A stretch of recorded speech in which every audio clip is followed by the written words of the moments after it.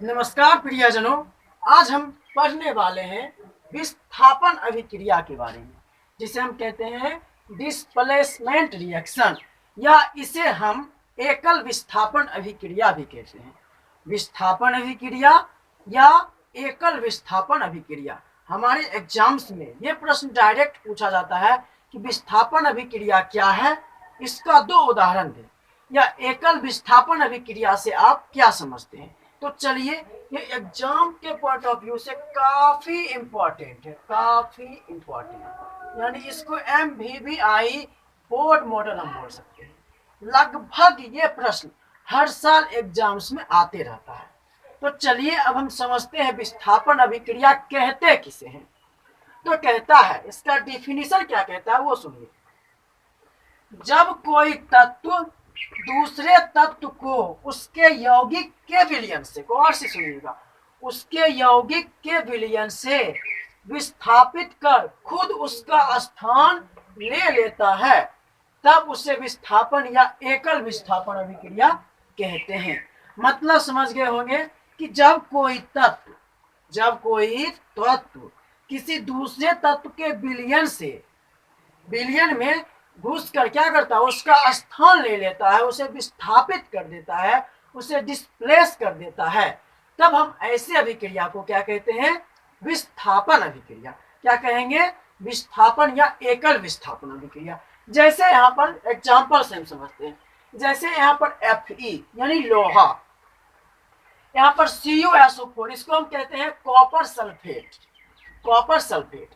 इससे हम जब अभिक्रिया करवाते हैं तो क्या होता है, यह फेरस कॉपर को विस्थापित करके, ठीक से आप देखिएगा, इस CuSO4 में से ये लोहा क्या करता है, Cu को बाहर कर देता है और खुद Cu के स्थान पर खुद आ जाता है।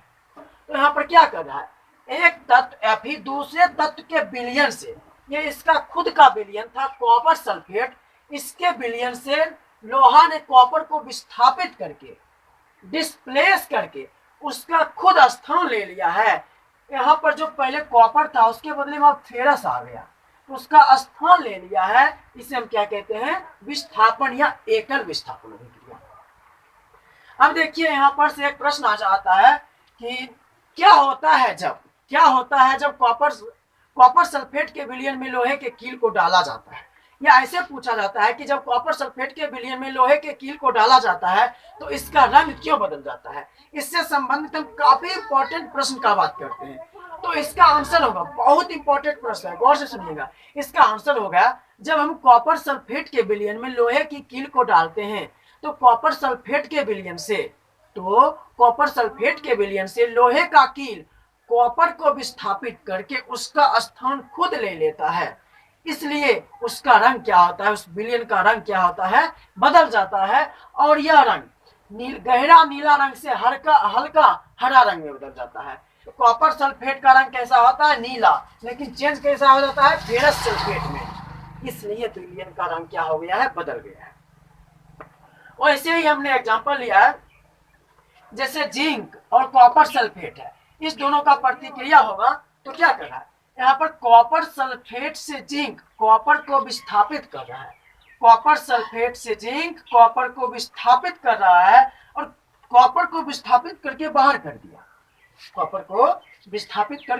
दिया, और उसके बदले में खुद उसका स्थान क्या कर लिया है, ले लिया है। तो इस प्रकार की अभिक्रिया को हम क्या कहते हैं, विस्थापन या एकल विस्थापन अभिक्रिया। ये तो काफी इंपॉर्टेंट है। अब आइए समझते हैं और सारी उदाहरणों के द्वारा। जैसे कुछ सामान्य उदाहरण लेते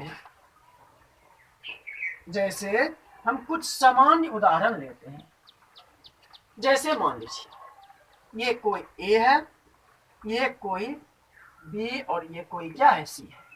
इस प्रकार से है A और यहाँ पर कोई BC है। A मतलब समझ रहे हैं, यहाँ पर कौन है, और यहाँ पर B मतलब कौन है, और यहाँ पर C मतलब कौन है। बताइए हम क्या उदाहरण लेने वाले हैं। तो अरे यार कुछ नहीं, ये आप है। ये कौन है, आप है। ये आपकी कौन है, वो है। वो मतलब कौन, वही। ये काफी इंपॉर्टेंट है, समझिए। वही मतलब कौन हमने लिख दिया है, प्रेमिका। अब यहाँ पर समझिए अब क्या हो रहा है, इसका शादी फिक्स हो गया, ये सी जो है सी आपका प्रेमिका है, इसका शादी फिक्स हो गया। अब जब शादी फिक्स होगा तब क्या होगा, इसका शादी दूसरे के साथ फिक्स हो गया, तो ये दूसरा ए मान लीजिए इसके साथ फिक्स हो गया, तो ए आया और आप दोनों का जो कपल था, जो जोड़ा था, उससे आपको विस्थापित कर दिया। जब इसका शादी होगा, समझ रहा छी न, दूसरे साथ होते ई आए क्या तोरा भगाए तो चल फुट, यहाँ से आपको फुटा देगा, यहाँ से आपको क्या करा देगा, फुटा देगा। अब यहाँ पर क्या हो रहा है, आपसे पावरफुल ए है, तभी तो वो आपको भगा करके, तभी तो वो आपको बाहर करके उसका स्थान खुद ले लिया है। यहाँ पर क्या बन जाएगा, आपको बाहर करके जो पहले बीसी कपल से फेमस था, अब क्या बन जाएगा, एसी। अब क्या बन जाएगा, एसी, और आप बाहर, और आप क्रिकेट मैच से आउट हो गए, और फिर यहाँ पर आके आप क्या करिएगा, ब्लेड से हाथ को काटिए। बात समझ रहे हैं। तो वही होता है विस्थापन अभिक्रिया में, वही होता है विस्थापन अभिक्रिया में कि कोई पावरफुल तत्व आता है किसी धातु के विलयन से, उसे क्या कर देता है, विस्थापित करके उसका स्थान ले लेता है, उसका स्थान ले लेता है। इसे हम क्या कहते हैं, विस्थापन अभिक्रिया, विस्थापन अभिक्रिया। और फिर हम बाद में क्या कहते हैं, जब इसको देखते हैं तो क्या कहते हैं, वही याद करा जहिया कुमार रहलू। चलिए, वही होता है विस्थापन अभिक्रिया। तो समझ गए होंगे, जब कोई तत्व दूसरे तत्व को उसके यौगिक के विलयन से विस्थापित कर खुद उसका स्थान ले लेता है, तब उसे विस्थापन या एकल विस्थापन अभिक्रिया कहते हैं। तब हम क्या कहते हैं, उसे विस्थापन या एकल विस्थापन अभिक्रिया। और जब इस प्रकार की अभिक्रियाएं हो जाती है, एसी कपल बन जाता है, तो भी क्या करता है बेचारा, हाथ से ब्लेड काटते रहता है, या फिर डायलॉग में लिखते रहता है, स्टेटस में लगाता है, हमने 1000 फेरे लगाए उसके गलियों के, पर कोई किस्मत वाला उसे बस 7 फेरों में ही अपना बनाकर ले गया। तो विस्थापन अभिक्रिया आप समझ गए होंगे। अब सवाल है, ये तो सामान्य था, अब सवाल है केमिस्ट्री का कि कौन सा धातु किसे विस्थापित करेगा, कौन सा धातु किसे विस्थापित करेगा। कोई तो विस्थापित नहीं कर देगा, जैसे यहाँ पर कॉपर है और यहाँ पर फेरस सल्फेट है, ऐसा तो नहीं, जब फेरस कॉपर को विस्थापित करता है तो कॉपर भी फेरस को विस्थापित कर दे, नहीं ना, नहीं ना।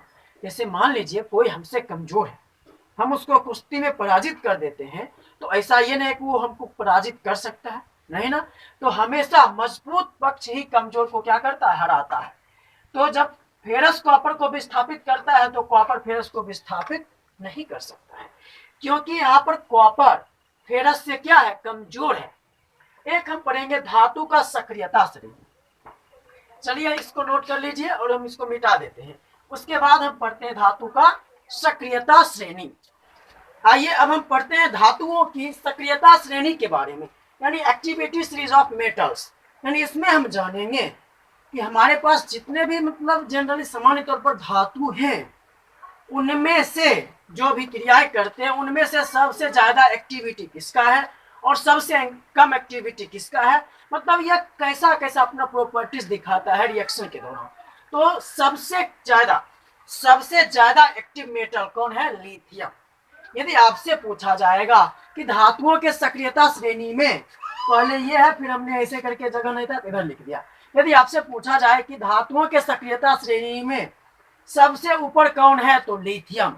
और यानी सबसे ऊपर होने का मतलब इसका क्रियाशीलता, इसका सक्रियता क्या है, ज्यादा है, यह सबसे ज्यादा एक्टिव है, यानी अपने इलेक्ट्रॉन को जल्द ही लूज कर देगा। धातु का प्रॉपर्टीज होता है कि अपने इलेक्ट्रॉन को लूज करना, और लिथियम जो है अपने इलेक्ट्रॉन को जल्द ही लूज कर देता है। उससे कम नीचे है पोटासियम, उससे नीचे सोडियम, फिर calcium, magnesium, aluminium, zinc, iron, tin, lead, और फिर हाइड्रोजन को हम रेफरेंस मानते हैं। यहीं से हमें कंपेयर किया जाता है। जैसे इधर वाले जो है वो हाइड्रोजन के ऊपर है, यानी इन सारे धातुओं का एक्टिविटी जो है, रिएक्टिविटी, वो सारे का धातुओं को मतलब हाइड्रोजन से क्या है, ज्यादा है। और इसको हम कहते हैं हाइड्रोजन से कम एक्टिव, इसको हम कहते हैं हाइड्रोजन से कम एक्टिव। और ये जो पहला में है, यह होता है अम्ल के साथ बहुत तेजी से प्रतिक्रिया करता है, यह अम्ल के साथ बहुत रैपिडली रिएक्शन करता है, और ये थोड़े मतलब नॉर्मल करता है, थोड़े स्लो करता है ये रिएक्शन। ये इसका अम्ल के साथ थोड़ा स्लो रिएक्शन होता है, इसका अम्ल के साथ रैपिड रिएक्शन होता है, और इसका और ये जो है इसका अम्ल के साथ नो रिएक्शन होता है, इसका अम्ल के साथ कोई प्रतिक्रिया ही नहीं होता है। जैसे यदि आपको देगा कि क्या चांदी अम्ल से प्रतिक्रिया करेगा, तो हम जवाब देंगे नहीं। तो समझ गए आप धातुओं का सक्रियता श्रेणी क्या है, इसी के आधार पर से विस्थापन अभिक्रिया है। इसी के इसको आप समझ लिए तो आप समझ जाएंगे कि कौन किसको विस्थापित करेगा। इसका मतलब यह है कि लिथियम पोटेशियम को विस्थापित कर सकता है, सोडियम को, कैल्शियम को, इसके नीचे सब धातु को विस्थापित कर सकता है, लेकिन लिथियम को कोई अन्य धातु विस्थापित नहीं कर सकता है, क्योंकि ये सबका क्या है, अब्बाजी है। तो ये सबका अब्बाजी है, सबका बाप है, तो इसको कोई विस्थापित करेगा नहीं करेगा विस्थापित। उसी प्रकार यदि हम पोटेशियम का बात करें तो पोटेशियम को ये सभी मतलब पोटेशियम इस सभी धातुओं और प्लस में हाइड्रोजन को विस्थापित कर सकता है, लेकिन ये लिथियम को विस्थापित नहीं कर सकता है। जैसे हमने लिया K+, जैसे समझ लीजिए Li क्या ले, LiH ले लेते हैं। चलिए सामान्यतः लिथियम हाइड्राइड लिए हैं K+ LiH, तो ऐसा नहीं हो सकता है कि K Li को विस्थापित कर दे, KH+ में हम Li लिखे, तो ये रिएक्शन मेरा क्या है, गलत है। ये रिएक्शन मेरा क्या है, गलत है। कैसे गलत है, क्योंकि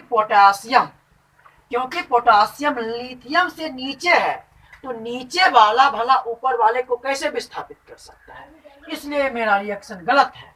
यदि हम इसी को पलट दे, यहाँ पर पोटासियम रहता और यहाँ पर लिथियम रहता, तब यह चीज मेरा बिल्कुल सही रहता, लिथियम हाइड्राइड प्लस पोटेशियम। ये इसको विस्थापित कर सकता है, लेकिन पोटासियम लिथियम को नहीं। उसी प्रकार सबसे कम रिएक्टिव धातु कौन होता है, प्लेटिनम। इसकी जो एक्टिविटी होती है बहुत नगण्य होती है। ये हाइड्रोजन का तो नीचे है ही है, और सबसे धातुओं में सबसे कम होता है। तो समझ गए, यहाँ से ये जो हम धातु अधातु चैप्टर पढ़ेंगे उसमें बहुत अच्छे से और बारीकी तरीका से समझेंगे। फिर भी अभी एक मतलब कन्वेंशनल तौर पर हम ले लिए हैं, यदि सबसे ज्यादा एक्टिव पूछे तो लिथियम और सबसे कम पूछे तो पोटासियम, और इसका डिस्प्लेसमेंट रिएक्शन कैसे चलेगा, तो ऊपर वाले नीचे वाले को विस्थापित करेगा, ना कि नीचे वाले ऊपर वाले को। अर्थात मजबूत धातु कमजोर धातु को उसके विलयन से विस्थापित करेगा, ना कि कमजोर धातु मजबूत धातु के विलयन से। जैसे हम जब ये रिएक्टिविटी सीरीज देख लिए, अब इसको आप क्या कर लीजिए अपने कॉपी में प्यार से छाप लीजिए। उसके बाद हम समझते हैं एक तो उदाहरण बेसिक तौर पर, इसको दिमाग में रखिएगा। देखिए यहाँ पर हम कुछ उदाहरण लेते हैं। जैसे हमने लिखा है Ca+ Na2SO4 गिव्स क्या देगा, CaSO4 प्लस में हमने Mg बना दिया, तो यह रिएक्शन इम्पॉसिबल है। यह रिएक्शन कैसे इम्पॉसिबल है, तो देखिए Mg है सोडियम, हाँ चलिए यहाँ पर Na लिए है, तो यहाँ पर क्या होना चाहिए, Na। अरे यार आप लोग क्या है, यहाँ पर Na। अब देखिए Na कैल्शियम से ऊपर है, तो क्या कैल्शियम सोडियम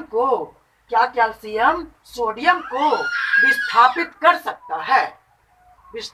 सकता है। अरे यार बताओ, विस्थापित करता है कि नहीं करता है, जवाब होगा क्या, ये नहीं करेगा, क्योंकि कैल्शियम से पावरफुल कौन है, सोडियम।